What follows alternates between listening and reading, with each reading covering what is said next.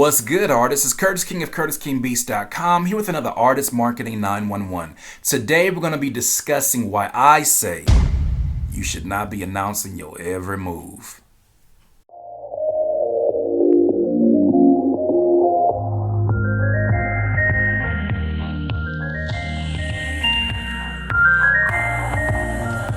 Artists, it is so human of us when we get some good news, especially in this social media age. It is so human of us to be like, I want to tell everybody. I want to yell out the top of the mountain. I'm on, baby. We out here popping bottles. It's crazy, son. We did it. It's normal.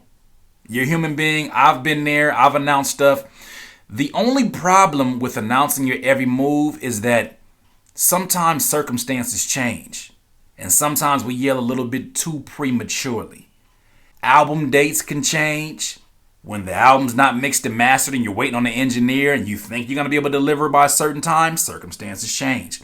A music video where you're waiting on the music director to finally finish it and you are announcing dates and that music director has not talked to you in the last 48 hours, circumstances change. A song that you're trying to release and you don't have cover art for it and the graphic designer says, I got you, and they didn't get you that morning.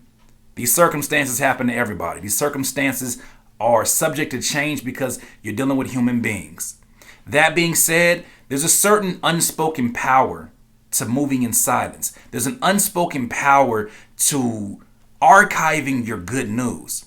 Now, the reason why I say archive your good news is for a few reasons. One being, when you archive your good news, you're able to know for sure these things are set in stone. So when I say archive good news, I mean if you finally get a music video back, upload it, don't make it public. Make it private.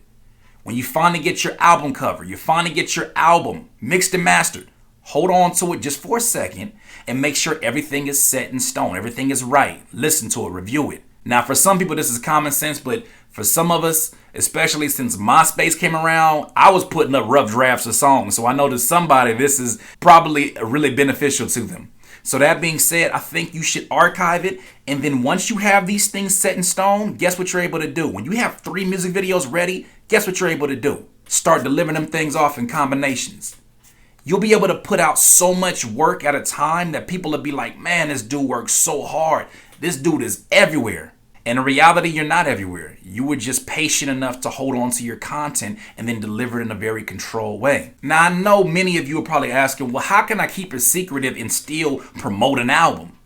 Well, there's many different types of content that you can put out. You can have a conversation about it, but you don't want to release an album title too early when you don't have the music done. Because you know there's people out here, especially nowadays, that will take your album cover. It has happened to me. My album title, took my album title and started making as many singles as they could with that album title. And I'm like, bruh, like, I know you. Don't do that. And they'll do it. I suggest personally that you move around like a ninja. Now, when you move around like a ninja, you can get so much more work done because nobody sees you coming. In fact, you put in so much work that you're almost omnipresent. People think you're everywhere at the same time. When you're going to studio sessions with high-profile artists, you don't always have to take a picture with them. It may be somebody that you even look up to. You don't have to take pictures with them if you know in your heart of hearts you're going to be back in the session. Now, it's cool to take a picture and archive it and then bring it up, but you don't have to put it up that same exact night. I think that sometimes we as artists want to give our audience that excitement, like, yo, look at me putting my arm around this person, and then they get the perception, yo, they're going to work together. That's so dope. But we know that circumstances change once again. And the worst thing is for people to get all excited and you keep bringing them down and disappointing them.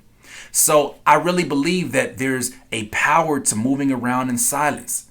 It's a lot more powerful than announcing all your goals, all of your good news, all the stuff that happens.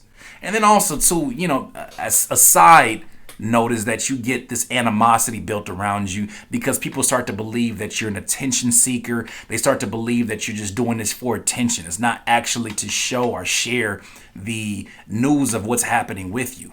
So the more you move in silence and then deliver on your promises when it counts, the more omnipresent you become. Look, if you get the itch to want to share exclusive, there's a platform for that. Why not use your email list? Why not have a private Facebook group where only your biggest diehard fans are in there and you're giving them exclusives and telling them, yo, you can't share this if you're in this group. If you share something, you get kicked out. Why not use that platform and get them so excited to where they feel like, yo, this is exclusive to us and it's not just so that you can stun on us or stun everybody else. You're just sharing news that is very relevant to us being fans of this particular artist. So in conclusion, don't feel ashamed of succeeding. Don't feel like you have to hide what you're doing. No, don't feel like you have to do that. I'm not saying that at all. What I am saying is that you need to be more selective about all the good news and what necessarily is actual news. What's real news? What's real news that's actually happening? What's really being delivered?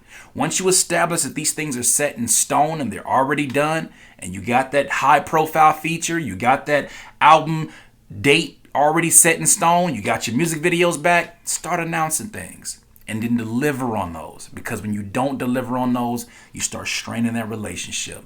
Don't strain your fan relationship. Now, these are my thoughts. I would love to hear your thoughts about why maybe you feel the opposite. Maybe you feel like you do need to announce every move.